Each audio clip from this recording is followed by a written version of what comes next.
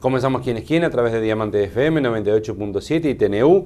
Gustavo Vanescayán, que le habla de salud, le agradece con una vez más esté junto a nosotros compartiendo este programa. El día de hoy recibimos al ministro de Relaciones Exteriores, doctor Luis Almagro. Gracias por estar en Quién es Quién. Encantado de venirte a visitar de nuevo.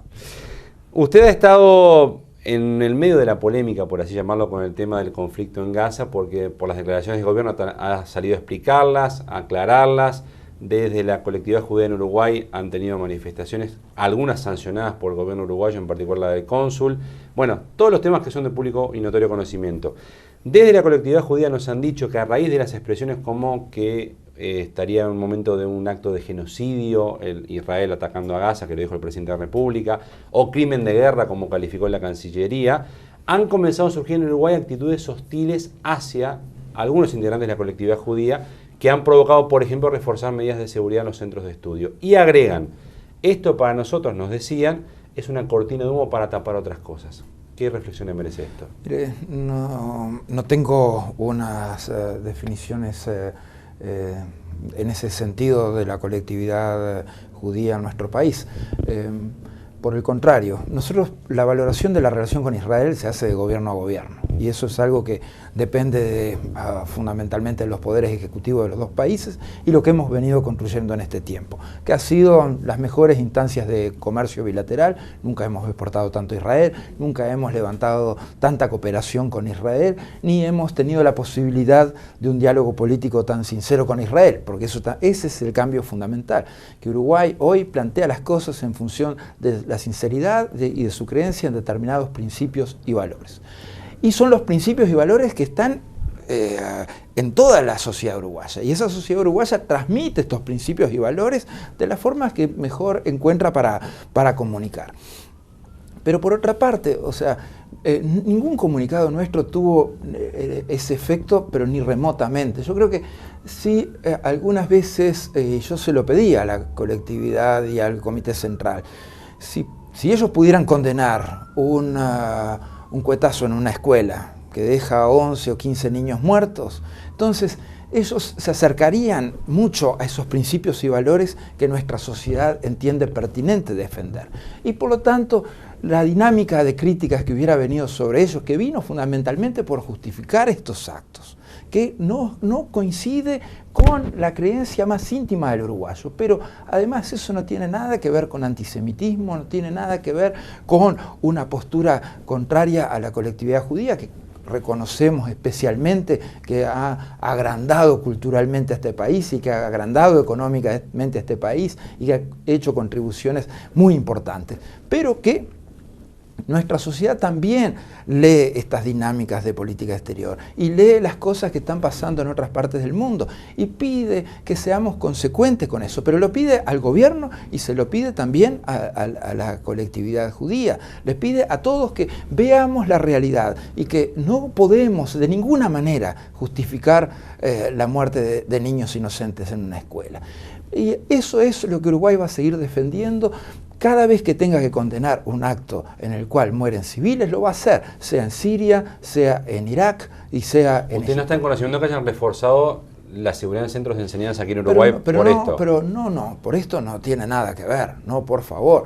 Yo creo que es una manera de quizás... Le mandan cartas a los padres advirtiéndoles cómo llevar a sus hijos en el marco de esto lo que está pasando en Uruguay. Pero eso esto en Uruguay, no en Israel. Exacto, exactamente, pero ese es el tema que yo estaba planteando. No tiene nada que ver con comunicados de la Cancillería, tiene que ver con justificaciones a cosas horrendas que han pasado en Gaza. Se habla de genocidio, de crimen de guerra. Son términos fuertes. Pero es que no hay nada que decirle a la gente cuando la gente ve las imágenes por televisión.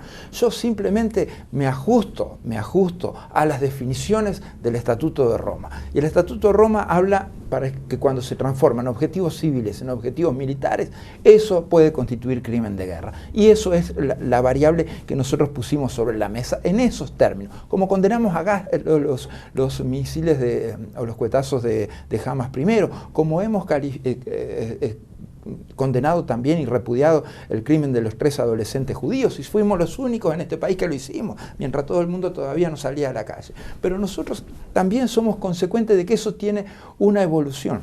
Pero en personas y para contribuir a la paz, tenés que llamar por la paz. Y tenés que llamar al cese de la violencia. Y tenés que llamar a que cesen estos asesinatos. Tenés que llamar a que cesen los cuetazos de Hamas. Pero tenés que llamar a que cesen las acciones de este tipo del ejército israelí. Eso es fundamental para construir paz y para construir convivencia. Y de eso se trata lo que procuran nuestros pueblos. Si no hubiera habido ninguna condena, quizás hoy no hubiéramos tenido estas treguas de 72 horas o de 5 días que han venido después. Pero tenés que poner estas cosas. En personas con una mentalidad obviamente no democrática que tienen algún tipo de intención antisemita o neonazistas, como se le llama ahora, este tipo de comentarios no puede provocar reacciones. Pero mire, esos son los que menos simpatía tienen conmigo. Esos sí que no tienen ninguna simpatía conmigo. Pero no les sirve su calificación de crimen de guerra para justificar. No, ¿qué van a servir? Lo que les sirve es que les digan que ahí no pasó nada. Eso es lo que les sirve, porque entonces los legitima a estos enfermos mentales de poner determinados puntos ahí en los cuales eventualmente pueden marcar algún acto desproporcionado del ejército de Israel. Eso es lo que lo ayuda. Pero esta gente no tiene ninguna afinidad política conmigo, ni nunca la va a tener. No tiene absolutamente nada que ver con la izquierda uruguaya, que es absolutamente defensora de los derechos humanos.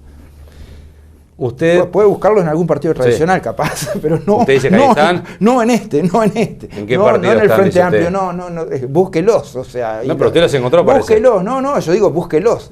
¿Usted sabe si hay o no hay? Búsquelos, y algún tarado hay siempre, ¿no? Hay retardados mentales que tienen. ¿Y por qué el Frente Amplio está inmune de esto?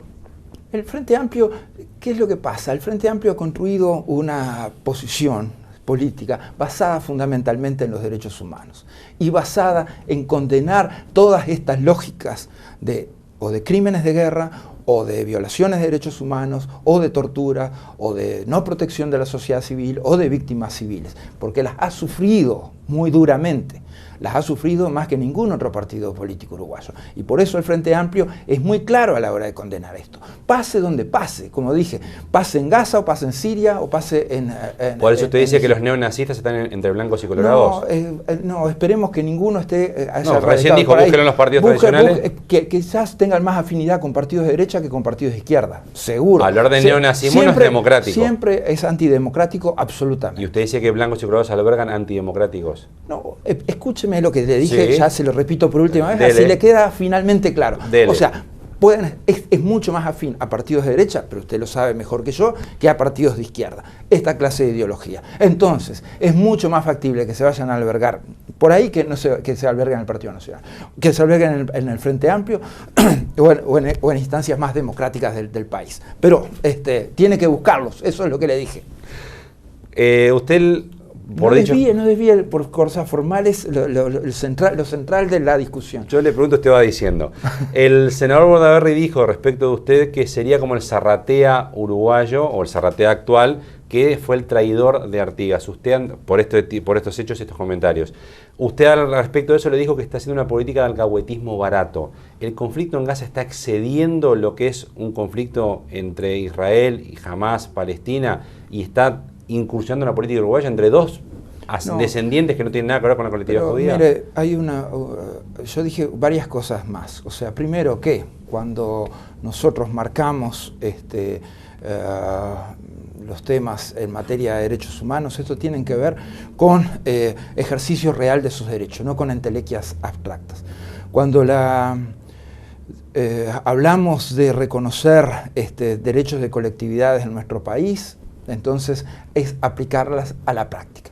Pero se ve que no hay ningún problema con que yo me reúna con el Comité Central Israelita 1, 2, 3 veces. No hay ningún problema con que yo vaya al Muro de los Lamentos, me ponga el gorrito y rece contra el muro. Ningún problema al respecto. Pero sí parece que hay un problema que yo acepte una reunión con la colectividad, con la comunidad palestina en Chuy. Parece que hay algún problema con que la colectividad palestina en Chuy quiera hacerme un regalo.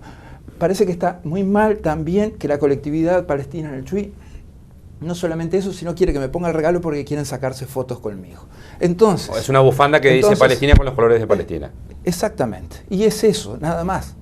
Y ahí es el punto. O sea, podemos aceptar que yo pueda, digamos, agrandar las relaciones con cada una de las colectividades, o ergo con la judía yendo a Israel, o rezando contra el Muro de los Lamentos, o recibiendo el Comité Central Israelita, pero no hay los mismos derechos ni para la colectividad palestina ni para Luis Almagro de ver que no es otra cara de la moneda, porque esto es el Uruguay, esto es convivencia. Acá palestinos y judíos en el Chuy han plantado árboles de la paz, han buscado acercarse y han procurado de todas maneras fortalecer las dinámicas de convivencia, y eso es el punto clave. Por eso le muestra que digan traidor. Entonces, cuando alguien solamente ve una parte, entonces verdaderamente está haciendo una jugada política, y es una jugada, yo dije, una vez dije alcahuetería y otra vez dije alcahuetismo, porque alcahuetismo, como utilizando la alcahuetería como ideología, ¿no? O sea, es la definición, el ismo que define la ideología, eso es lo que está pasando. O sea, si alguien piensa que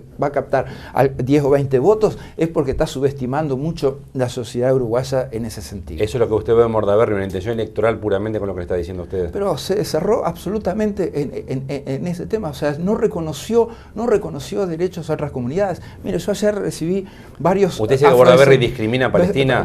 Recibí varios afrodescendientes. Tendría que haber sido más justo. Yo que me hubiera gustado que todos los partidos hicieran condenas como las que correspondían cuando la muerte de niños en escuelas.